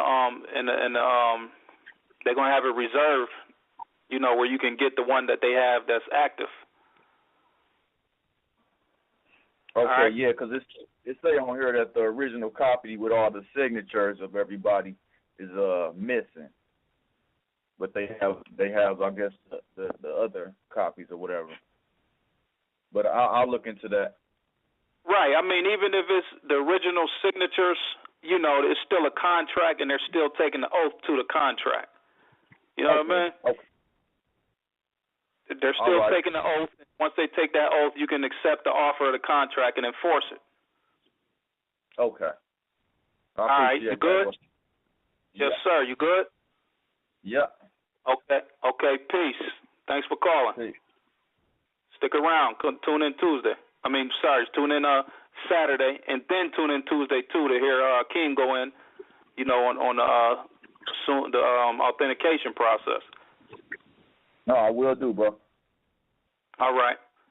Go to the next caller, 816-225. Please, God, this is Joey, man. I fell off, man. I'm just, okay, you went out and came back in. Okay. You want me to leave you in? Yeah, you can leave me in. I know you be having information too. You could throw around. Okay, let me go to this look familiar. I don't know. Let me go through 310613. Peace. Peace. Can y'all hear me? Who is this? Yes, who is this? This is Gabriel. Peace, Gabriel. What's happening? What's up, man? I'm doing the authentication, but You're a rookie? Yeah. And I'm a naturalized citizen, man. Naturalized citizen. And okay, so you came from like somewhere else, and yeah, born in Mexico. Okay, and then you what did you have, like a green card or something like that? No, I got the certificate of naturalization, and I had gotten it like 5 years ago, and I lost it. So I'm renewing it, and I'm waiting for that. But while I'm waiting for that, I ordered my birth certificate from Mexico, and I did the authentication down there, but I'm stuck from there. What comes next when I get the certificate of naturalization? You can authenticate that as well. What state you in? California. Okay, yeah, you can authenticate that now. Personally, I never did one. Everybody that I do, they're generally from one of the states. The exact process, I believe, was explained on one of Jonah's shows. And, I never had reason to do one. So, you would have to go catch one of those later shows and let somebody online know, how to do that right now. I believe they were saying something about write the consulate or something. And, have them do it, or you can do a translation, something to that nature. But they explained it, what to do and how to do it. Now, I dealt with people that did that already. I would have to actually talk to them to get the information. But if you want to set up a consultation, I can definitely get the information for you and run you through how to do it. You know what I'm saying? Yeah, you can go to Corporate Freedom Group. Yeah. Okay. You can go to corporatefreedomgroup.com and set it up, and then I'll make sure, I get you the right information to get it done right. All right, and from what you guys have heard of people doing the whole process, as far as doing discharge, have they been successful thus far? Hell yeah. Sweet. We get people that call in all the time with discharge. We might got somebody on the line tonight that did the discharge that might call in. But, yeah, man, that thing is real. You know? That joint is real, man. You're not going to be sitting in jail. You ain't got to worry about going to jail like other people be doing, making up stuff. Right, you know what I'm saying? And when it's done this method, do I send both the certificate of naturalization and the birth certificate? Man, send all of it in. Just make sure it's not the actual documents. You got to send in, notary to have it true and correct. Send it all in, man. Right. You don't want to make a mistake and admit something out when you need it in there. Right. Well, that's all I had, man. Thanks for go with what you're doing now, and then where you stuck at, give me a call. Hit me up, do a consultation, then I'll do my best to walk you through it and make sure you get it done right. I'll pull my resources, you know what I'm saying? Get it done. Right on. All right. I appreciate it. Take care. I'll get with you. Yes, Peace. Thanks for calling.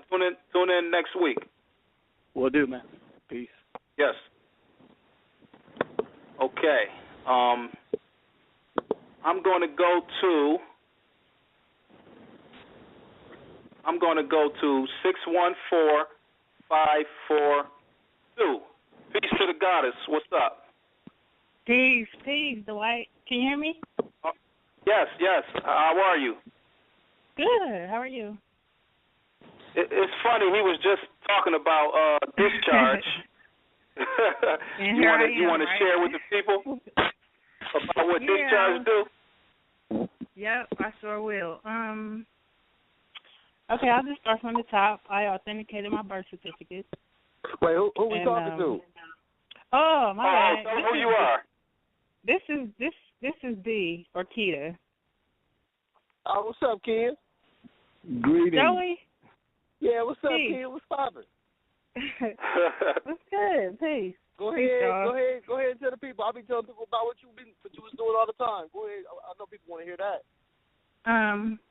Well, first I want to say that you do not have to authenticate your birth certificate to discharge.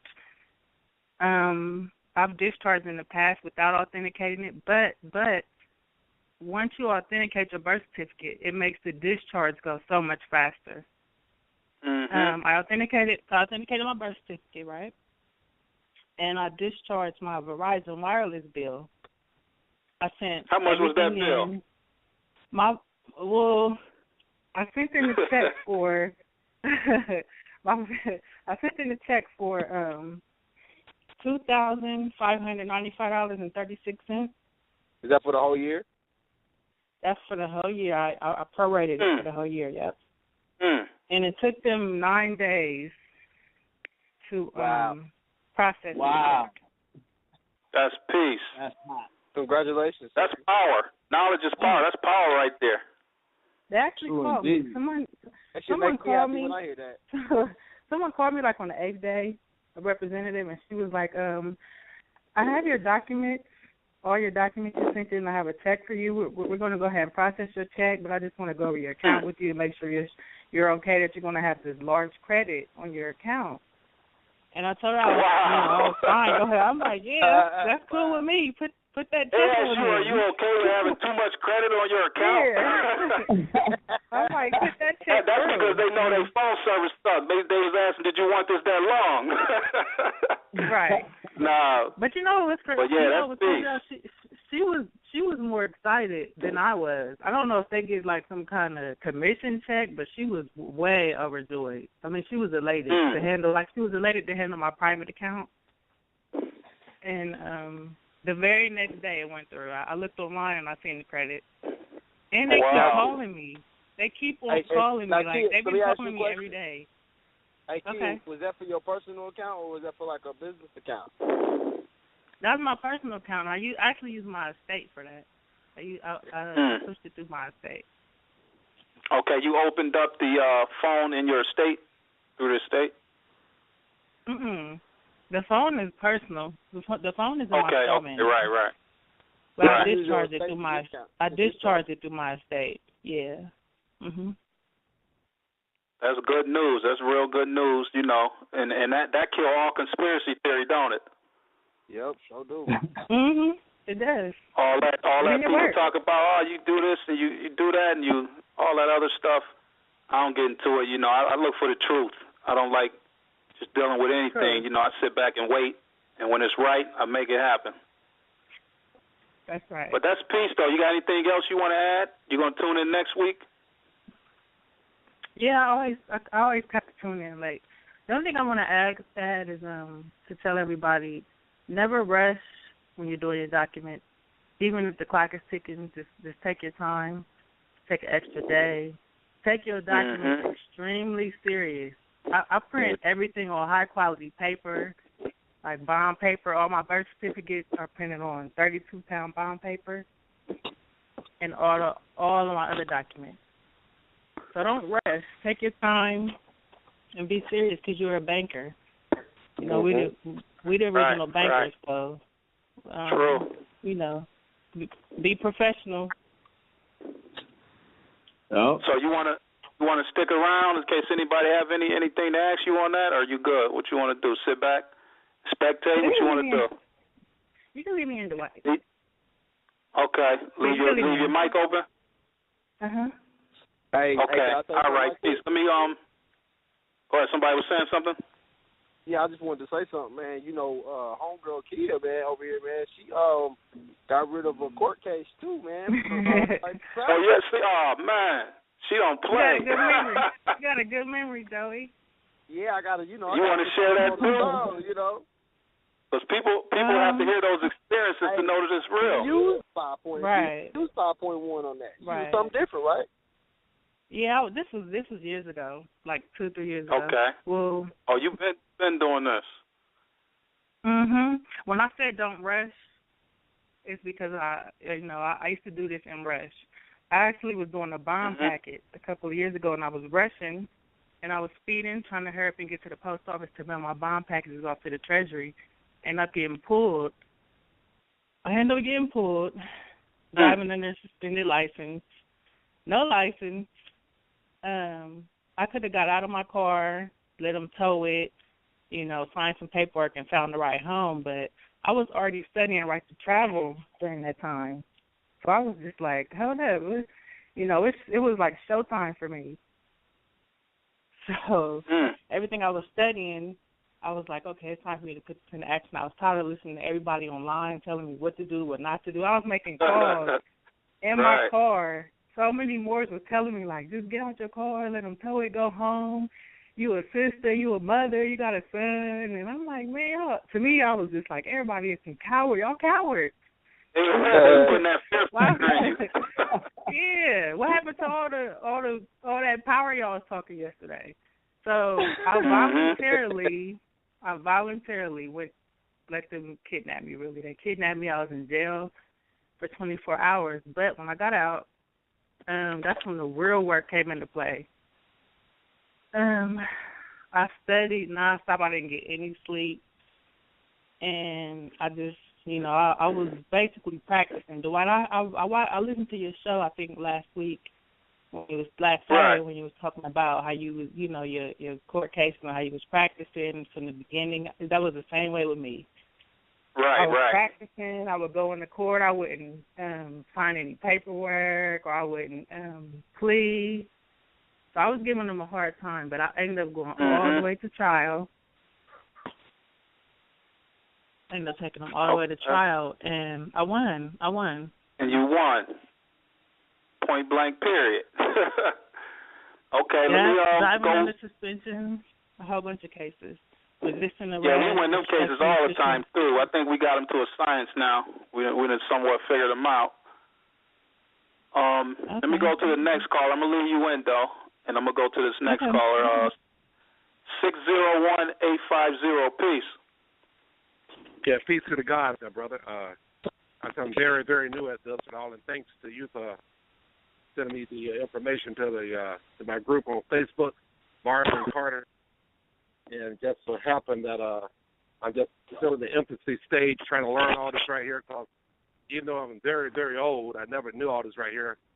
Even though I was a cop for several years, even though I was a police officer for several years back in the 80s, I think I could help people as a police officer. I thought I could help people, but it didn't work out like that. So I left it alone, became a truck driver, and luckily I've been on Facebook all these years. And I started my own group, and then that's when you found me in the group and all. And last Sunday, and I've been all excited about this every day, trying to play catch up.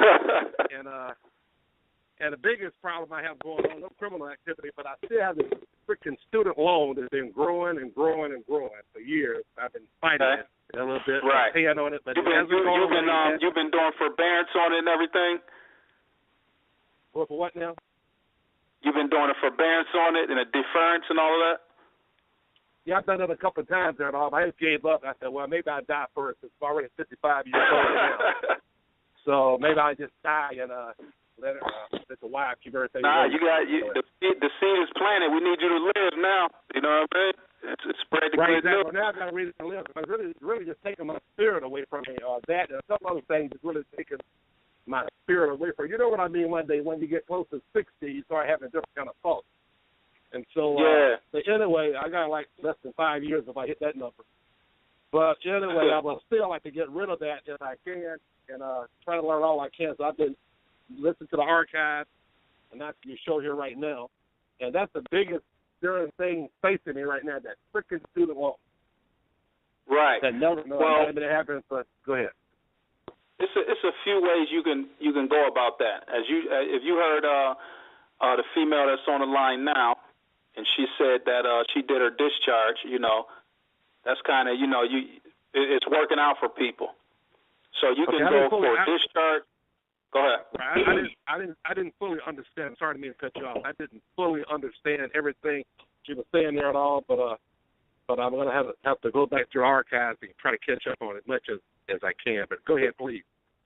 Well, if you go to my website, I got a Jonah Bay audio up there that says discharge in the store section. And if you grab that, that'll explain what the discharge process is and how it works and everything else.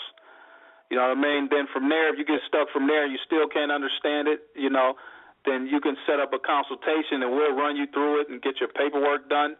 I mean, we'll show you how to do everything and all of that so you can put it in and have it ready for processing. And sit back and wait.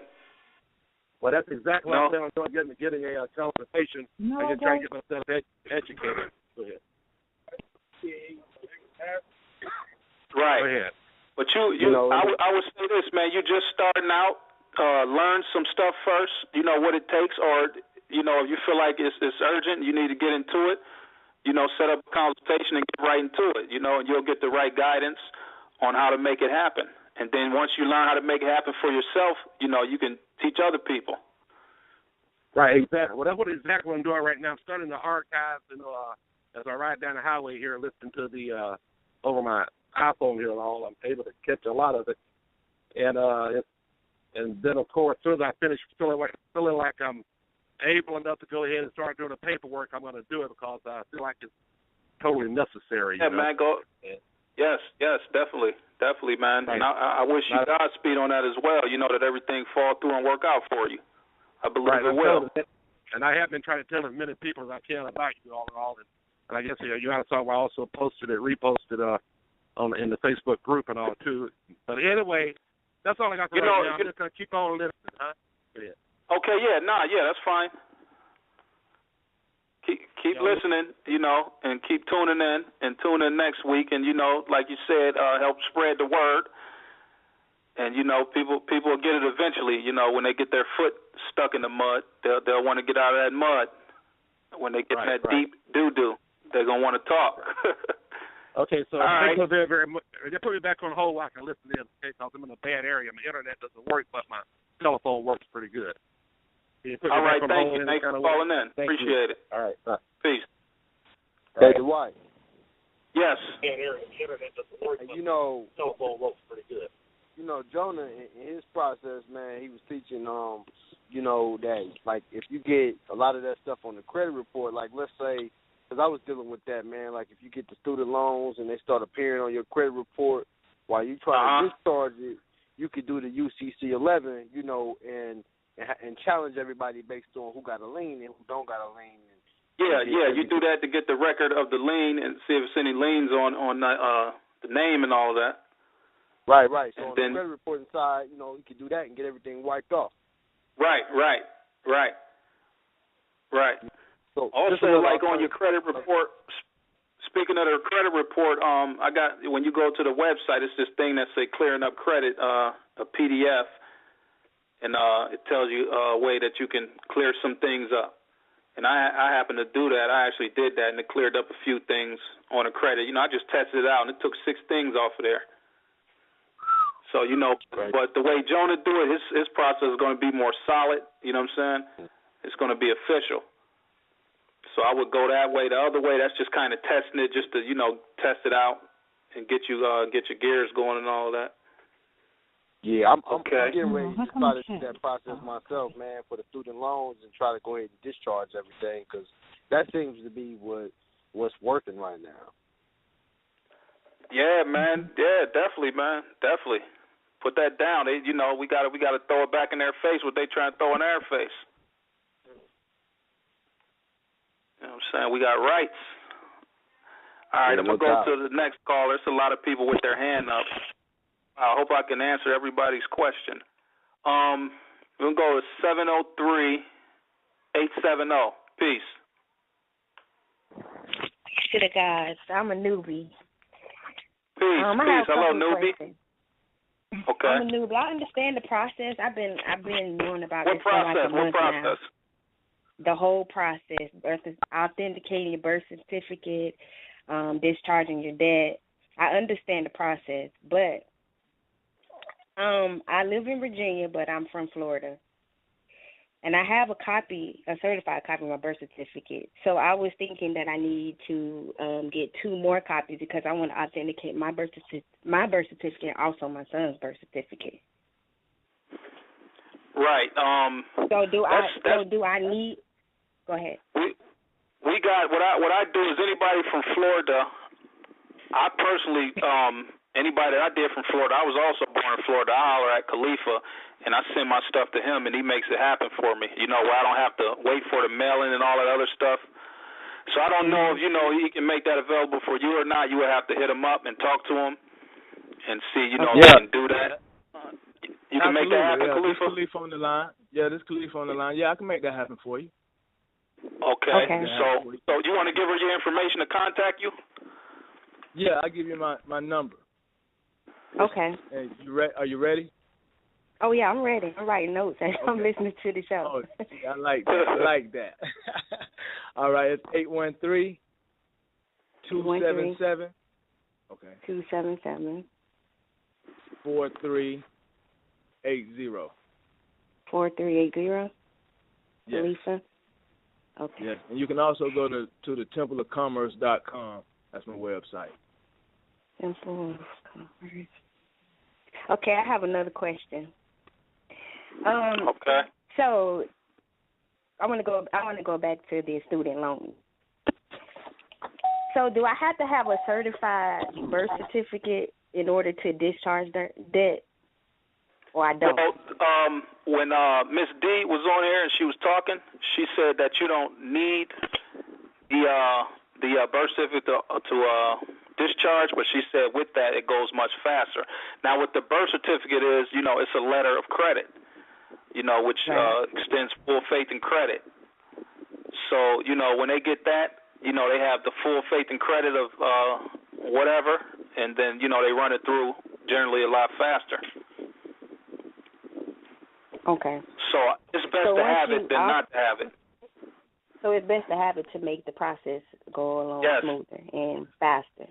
Yes, okay, so that's one of the elements that we're gonna have you include. So it's best to have it.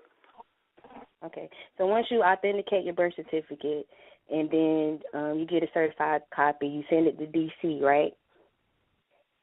Correct? No, you send it to Virginia. So I send it to Virginia or not to D.C.? No, it's going to go to Virginia. It's part of a branch of Washington, D.C., but it doesn't go to Washington, D.C. They have a mailing address in Virginia that you send it to, and that's where I've been. That's where I send mine and everybody else in theirs.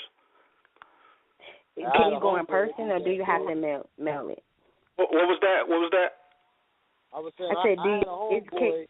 I was talking to me. Go ahead, sister. No, go ahead. I was talking to you, Joey. Go ahead. Okay, listen. I had a homeboy who did that, and I told him when we was doing a consultation, I said, do not send it to D.C. because there's two addresses, and so I told him to send it to Virginia, the Department of Authentication's office. It's in Virginia, and he sent it to D.C. and they never sent his birth certificate back to him.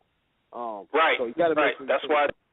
To the right place. That's why I tell people to always, so even though it's Washington, D.C., I always tell people Virginia because they can get it mixed up, and people have been sending it to D.C. and not been getting their documents back. So you don't want to make that mistake. I'm going to see if I can give you the address right quick, yo. Is it where that you can go in person instead of mailing it and do it? You got to make an appointment with it. Yeah, you got to make an appointment. It's It's a document that Jonah put together that explains the birth certificate process. I'm gonna try to put it on my site maybe later on, and that'll give people an overview of what it's about and how the letter of credit thing work and all of that. Hey, Dwight, you mind if I read the address? Go ahead. All right. The mailing address is Office of Authentications, U.S. Department of State. Then U.S. Department of State, you said? Yeah, yep, U.S. Department of State. And then you're going to write CA, this is all capitalized, CA/PPT/S/. S as in Sam? Yep, S as in Sam, /PO/AUT. And then under that is going to be 44132 Mercure, MERCURE, and then it's Circ, I guess for circle, CIR. You said M-E, I'm sorry, that was MERTURE? No, MERCURE. Oh, R-E. And then it's CIR. Or you can go ahead. P.O. Box 1206, Southern Virginia. Southern Virginia? You said P.O. Box 1206, Southern Virginia? Sterling. Oh, Sterling. What she can do to be accurate, you can go to Google. You can Google authentication Washington D.C. and the website should pop up. You click on the website, and then it'll tell you all the instructions on how to authenticate and where to send it. where you have to do you as the returner and sender with the envelope that you put inside and everything else. So that's so you have a full clarification on it. Pretty easy, but if you send it to Khalifa, you don't have to worry about it. It's in good hands. I did it multiple times with Khalifa, and he made it happen for me. Okay. Appreciate that, Dwight. Okay, that's what I'll do. I'll just call. Okay, thank you for calling in, and stay tuned in next week. Since you're a newbie, you're going to want to stay tuned in so you can make sure you're not missing pieces of the puzzle. No, I listen to it when I can. Yeah, I'm learning a lot just by listening. You can listen to the archives as well. Like if you don't catch a show, you can go and click on my website, and you can listen to the older shows and everything. Yeah, I want to say one thing. Yeah, the more you listen, the more and more it comes. It's like natural to me. Now I understand everything. Right. So I appreciate everything you guys are doing. I'm learning a lot. We appreciate you I was too. a non-believer at first. I can admit that.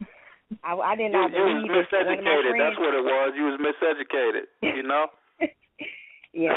But thank you. All right. Peace. Thank you. All right. Okay, we're going to go to 702-689. Peace. Peace, it's Khalid. 702. Who is this? It's Khalid, brother. Peace. Peace, what's happening? You guys pretty much answered my question. you guys was answering my question. I say you guys was pretty much answering my questions that I had. Okay, that's cool. What was your question? Yeah, it was about the discharge. I had just got my birth certificate back, all authenticated, and I was wondering, was my process accurate? I was just calling to touch base.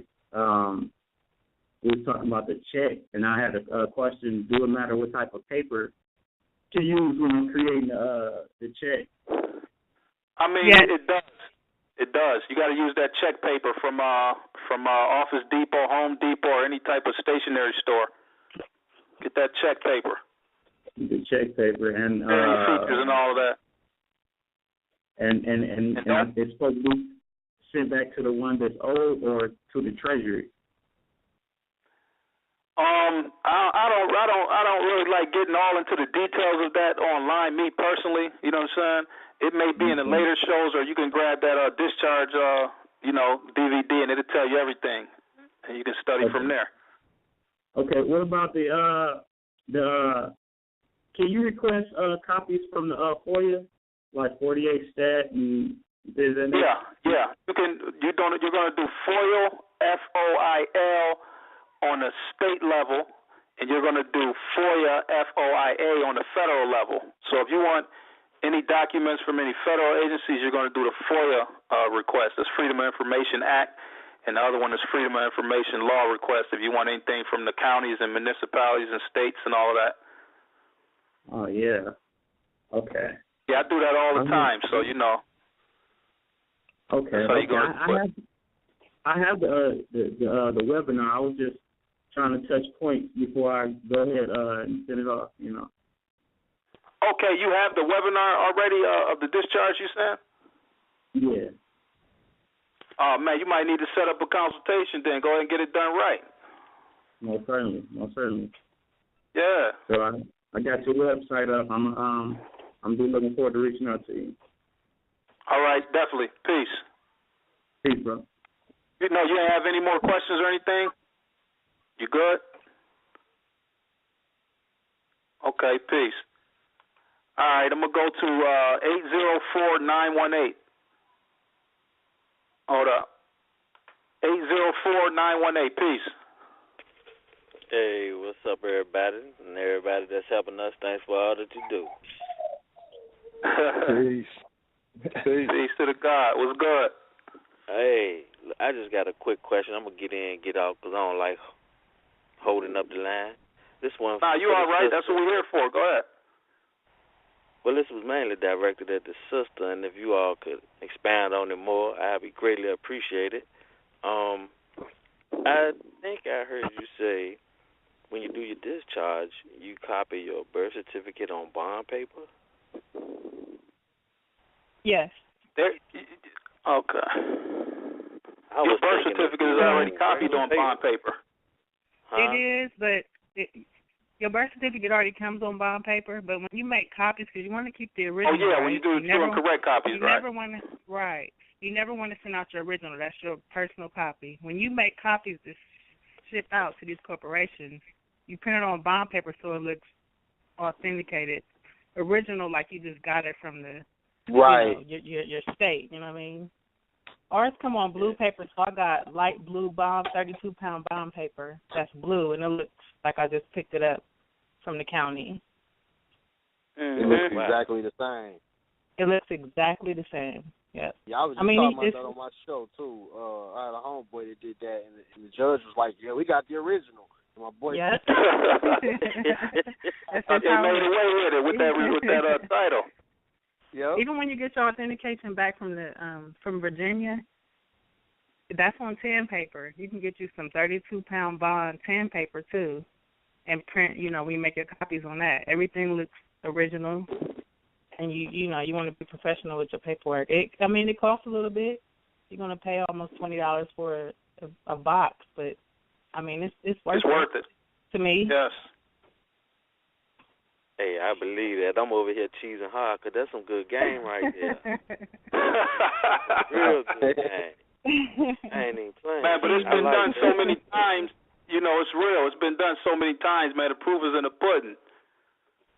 Yeah, I believe y'all. I'm like, man, this joint touching my soul, man. I ain't gonna even lie. This whole process and all of that, man. Crying over there, man. Don't be crying over there. I know, right? It is touching, though, because the people need this, and I thank you for the rest of the people that don't want to thank you, man, or the ones that. Oh man, I appreciate that. We all do. Yeah, and for the now ones you're gonna have us crying, man. We about to cry. But all right, man. Thanks for calling in. Anything else?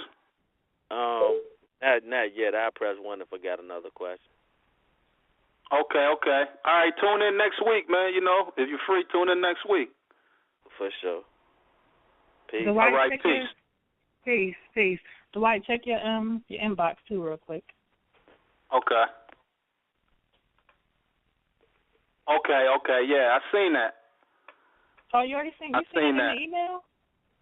That is crazy. Yeah. I seen that. But you can't make out the details because it's it's taken from far back. But we expound on that when I get a chance. We expound on that. Let me go to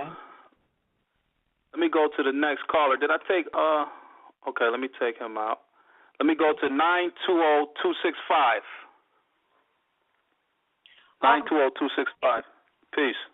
Hi. Peace. Yes. Actually, she sort of answered my question. Paperwork that you put in for the discharge is the letter of credit. That was my question. That she put in, that she paid the cell phone bill with. Okay, so what are you're about to do a discharge or something? Well, I tried to do one, but I didn't send in the authenticated birth certificate, and my birth certificate is not authenticated yet. Oh, okay, yeah, you want to get that done. When you do the discharge, do you have to have it authenticated by the state and by the Virginia? Yes, because it's all going to be one document once it's all said and done. It's all going to be stapled or welded together, some way they do it. Okay. Very good. All right. Thank you again. Okay, tune in next week. Peace. Okay, there's still a lot of people with their hands up. That's a good thing, though. I'm not mad. 862. 862-668. Peace. Hello? 862-668. You don't know your own number? Peace. Then why are you acting up? Okay. Let me go to 757-470. Peace. Peace to the family. What is this? We got a prank caller? That's funny. Somebody want to play on the phone. It's all good. I ain't mad at you either. Okay, we're going to go with 954-882. This is going to be the last call. The state meaning the Jamaica government have nothing to do with birth certificate at all. If you're born, you're born. If you're dead, you're dead. Even make something of yourself, well, so be it. But other than that, what's the blood? Hold on, man. I'm going to hang that one up. Some chicken curry going on over there. Let me go to 757-470. I don't know if I got them already. Peace. Please, can you hear me? Yes, I can hear you. Okay, Yes. peace to the family. Peace. Peace, God. What's good? Man, just listening in. Everybody sounded good. The show was great.